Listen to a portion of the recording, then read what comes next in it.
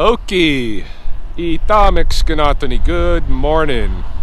It's about 8 o'clock in the AM on Friday, May 24th, 2019, in the latter half of the lunar cycle Matsi Kapisaki some the frog moon. And I'm out here on the north side of town, just off Scenic Drive in the coulees here, where last week, you might remember I deposited a skunk carcass. And I wanted to come this morning and find out the disposition of that carcass for a reason I'll tell you about in a second, but we're here at the dead skunk now, so I'm gonna take a look.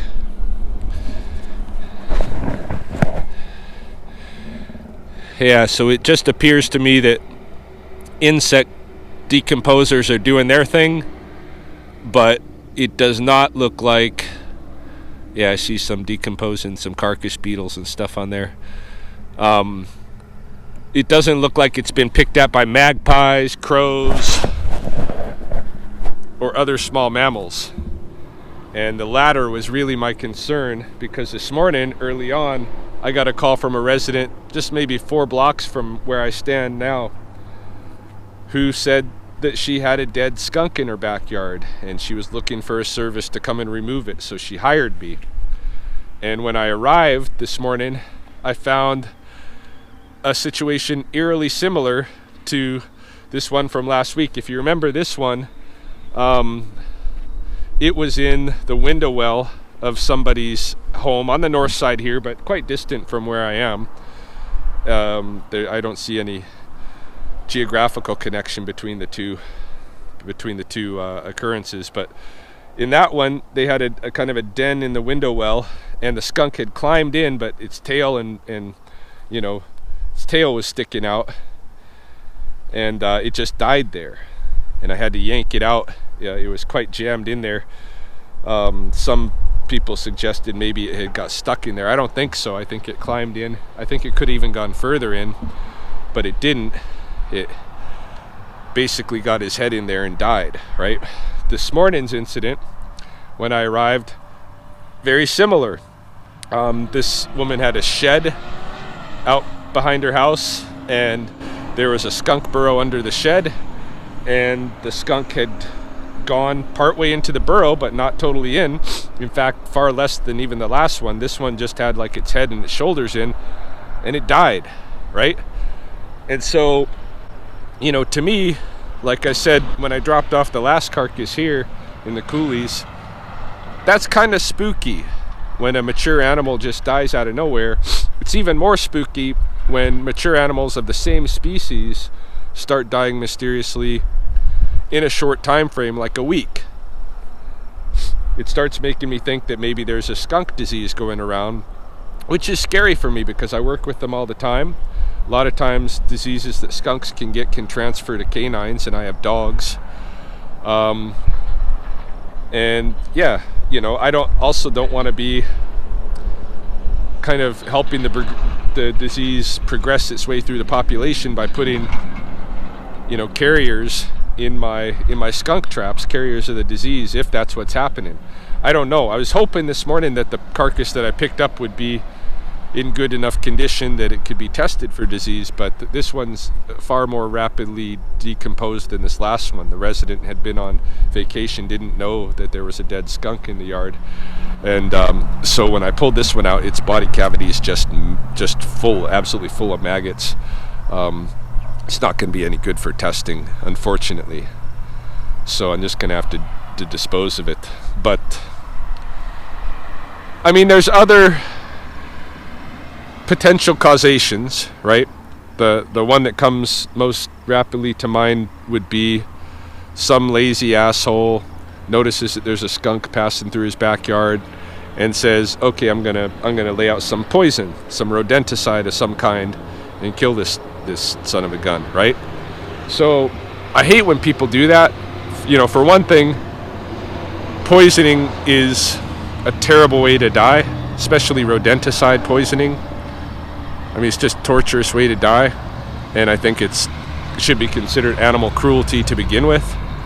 But on top of that, you're spreading disease potentially into the greater environment. When you lay out poison, you're not if you put out a rodenticide, who's to say that your target rodent is going to take that bait? Anything could take that bait. Skunk could take that bait, or a mouse could take that bait, or a magpie could take that bait.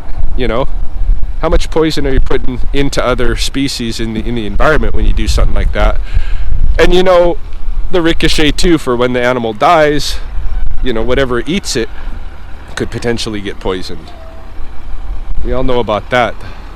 So that's another potential. Maybe it was poisoned, I don't know, but I've got it on the back of my car, and it's the second one in a week, and it makes me wonder, I'm going to be kind of waiting for a third, and I got to be careful with my handling of them. I think I'm going to pick up some vinyl gloves and stuff, and some spray disinfectant today, and do a little disinfecting on my on my equipment and stuff, my leather gloves that I used this morning, and my back trailer that I'm hauling on. But that's how my morning's beginning. We'll see what else happens today. So I have another session scheduled this afternoon with middle school age students at the pond. These are going to be homeschool students, so I'm expecting the group to be a little bit smaller than the last couple of days. And I don't know, they're probably going to be well chaperoned, whether or not we'll do the whole river escapade like I did with these other students. Especially like yesterday, I think we pushed the boundaries. And I hope there's no negative repercussions from having our students go diving in the little bit of rapids and stuff and have a good time, I don't know. Like I feel like a lot of these kids are way too guarded, and they're just dying for a chance to have an outing like they do on occasion like that with me. But anyway, that's coming up. I had a couple hours in between, and so what I really needed to spend that couple hours time on is writing.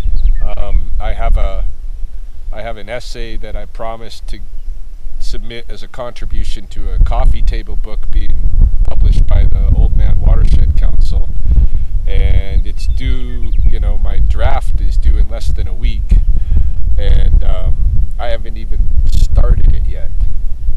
But on the upside, it's only 500 to 900 words, so it's pretty tight, but I should already be crafting for sure, and I haven't been.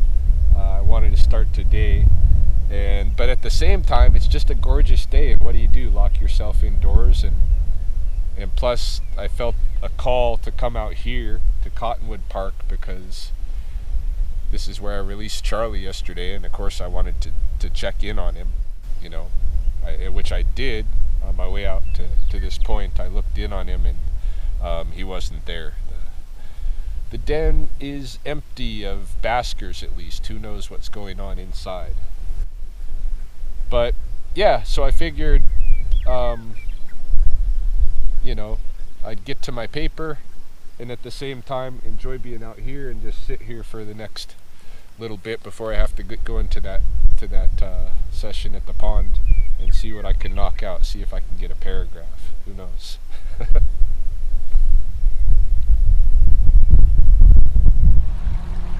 It's getting into the later afternoon now, about 4:30 in the PM, 16:30 hours. Military time.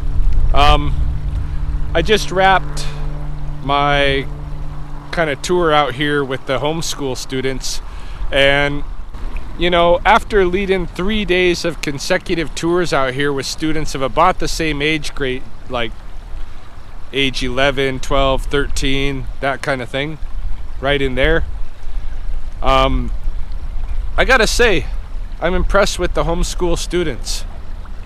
They're far more capable of kind of focusing in on what's being taught to them, picking that stuff up. I'm not going to say that the public and church schools students don't have focus, but I think for the most part their focus is centered around their social standing, and they're trying to act for one another, and that's why we had the behavioral sequence that we did yesterday where people were just diving in the water and stuff, I mean, part of it was just being water dogs and loving the fun. Part of it was showing off for friends. The homeschool students didn't need to do that, you know. They came out here, followed me out. Nobody dove in. Well, there was a couple of boys that went swimming, you know, but you could tell they were the ones, they just wanted to go swimming because this was what this meant for them, you know, coming out here. So it made some sense. And they got a little bit of that ego stuff, you know. One of the boys was a hero and kind of saved a drifting shoe that went downriver. But for the most part, my impressions were that the homeschool students are more focused on the learning task at hand compared to the public and Christian church school students who are more kind of interested, because they have to be, in, I think, in defining themselves vis-a-vis others, because there's a larger group, right? The homeschool students were a small group, small knit group. If you're in a big classroom of 30 students and you want to stand out, both among your peers and to your teacher, you have to do things, you know, you have to put on a display. And that was evident after these last few days. I'm going to still look at what's happened because this is just a small sampling, but speaking of samplings, I didn't videotape very much of what happened today, just a couple of little sequences, but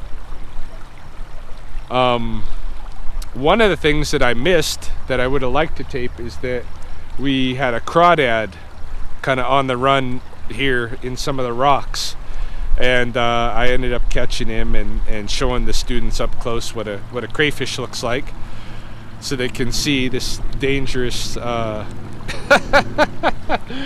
you know, aqua arachnid species. It is a North American species, but for whatever reason considered invasive here in Alberta, much like the raccoon.